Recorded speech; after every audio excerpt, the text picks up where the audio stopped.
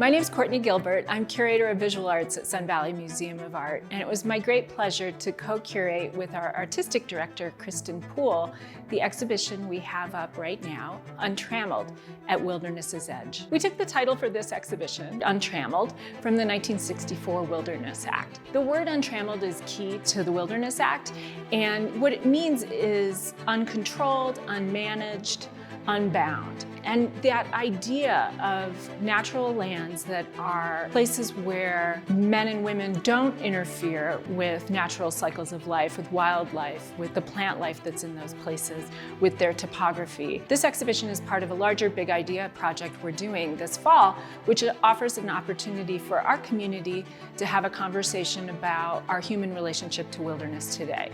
How has that relationship changed since 1964? How, particularly in the last few years, living in a place where we're surrounded by wilderness areas, have we seen in Idaho more people taking advantage of the recreational opportunities that wilderness affords us? And where's the line between human use and allowing natural areas to remain untouched? The exhibition features artwork by 4 artists who are each looking at different aspects of our human relationship to wilderness.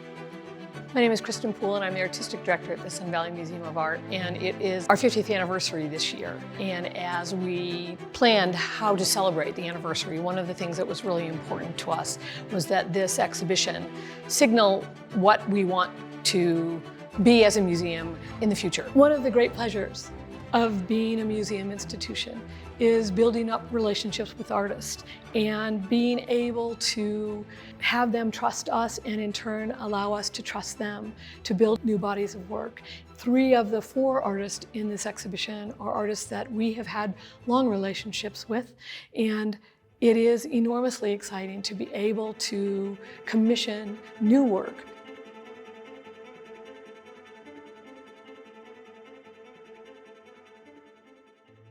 Marie Watt is an artist who we've worked with a couple of other times. She was a perfect fit for this exhibition. Marie Watt is an artist who lives in Portland, Oregon. She is a member of the Seneca tribe. And Marie's practice is really about storytelling and how humans' relationship to nature is this constantly changing and hopefully evolving relationship. This enormous wolf that we got to put into our gallery space is typical for Marie in that it's made of cedar wood, as well as a lot of work that she does with fiber and blankets in particular. Those materials are really important to her as a Native American. They signal her relationship to tribal traditions. But this wolf that is called Underbelly is part of a series of work that Marie did, and has been an ongoing series for the last decade, called Companion Species. And it's about our relationship to nature. She's exploring Iroquois and Seneca beliefs, and those beliefs are about how wildlife can be our teachers, and that we are at our best when we're in a reciprocal relationship with them. So this she-wolf that is called Underbelly and is really about this wonderful, languorous, fecund wolf, very passive and large with milk for children, is a very oppositional idea to traditional ideas about wildlife and really confronts the myths of the stories we sometimes tell about wildlife. The myth of the wolf as this dangerous, violent kind of creature is really in confrontation here with Marie's beautiful piece called Underbelly. Its size is also an important element of that desire on her part to ask us to reconsider what it means to have a relationship with wildlife. The fact that she chose a wolf allows us to see this animal as an extension of the domesticated dogs, and that was quite intentional on her part as well, that we all have these really wonderful relationships with the animals in our lives, particularly dogs, and they are teachers.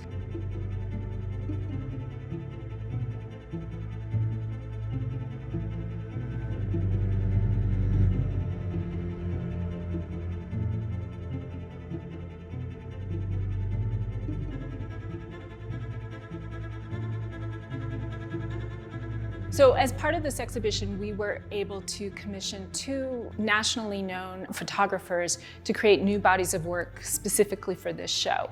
One of those is Lauraphee. A lot of Laura's work as a photographer is based around exploring the American West, its landscapes and its human history. For this exhibition, she wanted to try something new and to give viewers an immersive experience using her photographs to envelop them in an entire environment. She's created 2 separate immersive spaces, the walls of which are covered with large-scale photographs that she's made in central Idaho, not far from Ketchum. And the floors, too, are covered with photographs.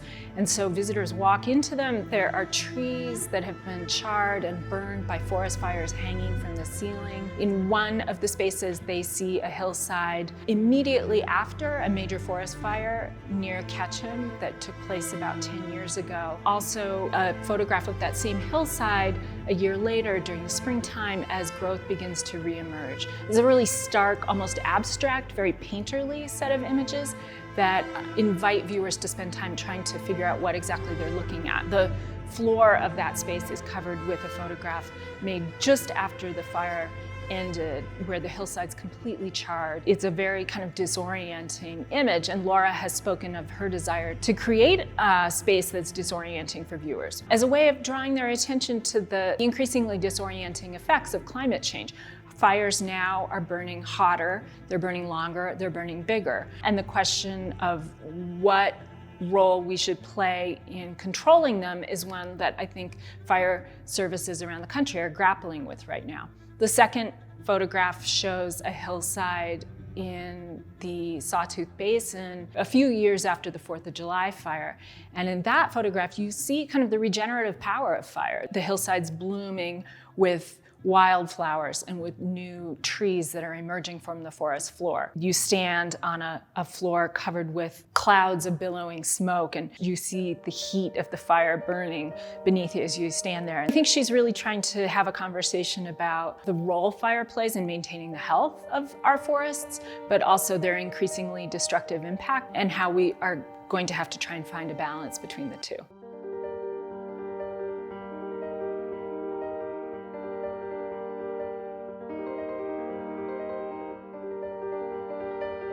The second body of work that we were able to commission for this exhibition was made by the photographer Mark Klett. Mark Klett, at the beginning of his career, was a participant in the Rephotographic Survey project, which brought a team of photographers together to rephotograph sites around the American West where 19th century survey photographers had made photographs that they sent back east to railroad companies and to the US government. Just over 100 years later, Klett and a number of other photographers went back to these exact sites to see how they had changed over the intervening century. And that idea of change through time has been important to his work throughout his career. Because Mark taught here in the 1970s and early 1980s, we thought it would be a really wonderful opportunity to bring him back and look at this place and how our connection to nature in this place has changed or hasn't changed in the intervening 40 years. And so Mark went through his archives. He pulled out a number of photographs that he made while he was living here in the 70s and 80s. Photographs made on camping trips and at Alturas Lake, hiking in the Sawtooths, at the 4th of July parade in Haley with the mountains in the distance, at the opening of the 4th of July rodeo. He came back for 2 trips in 2020 and 2021 and rephotographed a number of those very same sites, including the house he lived in Ketchum and how that site had changed over 40 years, craters of the moon, and then paired these photographs almost like geological strata of time. And Mark trained as a geologist when he was in college, and he liked the idea of the photographs being presented in a way that would show them as layers of time and layers of history. His work is really about those places where human-built environment bumps up against wilderness or natural landscape. For me, what's fascinating about his project is how many of the places that we cherish in this valley and in its surroundings really have retained a lot of their wilderness character in the intervening time, how much hasn't changed, but also how the landscape has changed in terms of the number of trees in this place and snow caves that used to form every year but now don't. It's a really lovely opportunity, I think, to look with his lens at change through time in this valley.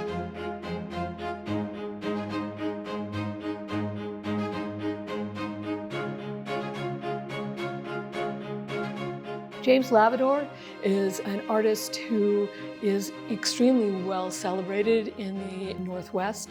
He lives in Pendleton, Oregon, and has largely spent the majority of his life in Eastern Oregon. His work is deeply, deeply rooted in his relationship to the land that he lives on. He hikes every single day in Eastern Oregon, and his process as a painter really comes out of his relationship to the landscape that he lives on. He is a member of the Walla Walla tribe, which is a part of the Umatilla Confederation of Tribes. The way that he paints is really intuitive and very much rooted in sort of improvisational jazz, and abstract expressionism, where he's really putting the paint onto the surface that he's painting on, and then he uses his paint and different tools to move it across the canvas. And that gestural mark making not only builds the landscape through these gesture marks, but actually physically builds the structure of the mountains that he's articulating.